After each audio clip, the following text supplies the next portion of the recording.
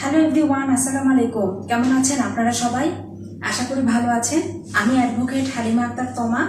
আজ আপনাদের সাথে আলোচনা করব ফৌজদারি কার্যবিধি থেকে ধারা 491, যেখানে বলা আছে যে হেভিয়াস কর্পাস জাতীয় আদেশ দানের ক্ষমতা।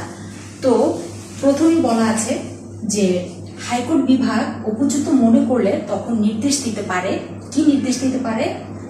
উহার ফৌজদারি আপিল অধিক্ষেত্রের সীমার মধ্যে অবস্থানকারী কোনো ব্যক্তি সম্পর্কে আইন অনুসারে ব্যবস্থা গ্রহণের জন্য তাকে আদালতে হাজির করা হোক, এরকম আদেশ প্রদান করতে পারে।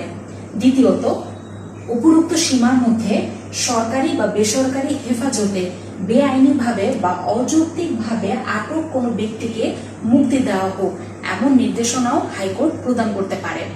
এবার আসি তৃতীয়ত, যে আদালতের বিবেচনাধীন বা তদন্তের মধ্যে আছে তদন্তাধীন এমন কোনো বিষয় সাক্ষী হিসেবে জবানবন্দি দেওয়ার জন্য উপরোক্ত সীমার মধ্যে অবস্থিত কোনো ব্যক্তি যদি কারাগারে আটক থাকে, তাহলে তাকে আদালতে হাজির করা হোক, এমন আদেশ হাইকোর্ট দিতে পারে।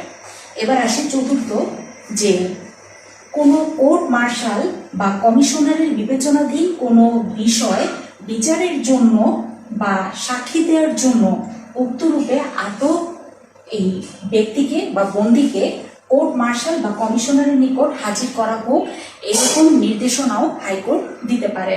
সবশেষে, যে উপরোক্ত সীমার মধ্যকার কোনো বন্দীকে বিচারের উদ্দেশ্যে এক হেফাজতের জায়গা থেকে অন্য হেফাজতের জায়গায় স্থানান্তর করার জন্য হাইকোর্ট নির্দেশ দিতে পারে।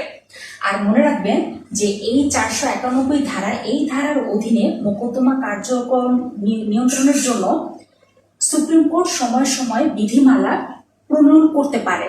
তো এই হলো ফৌজদারি কার্যবিধির অধীন ধারা 491। কেমন লাগলো ধারাটি? অবশ্যই আপনাদের মূল্যবান মন্তব্য কমেন্ট বক্সে লিখে জানাবেন।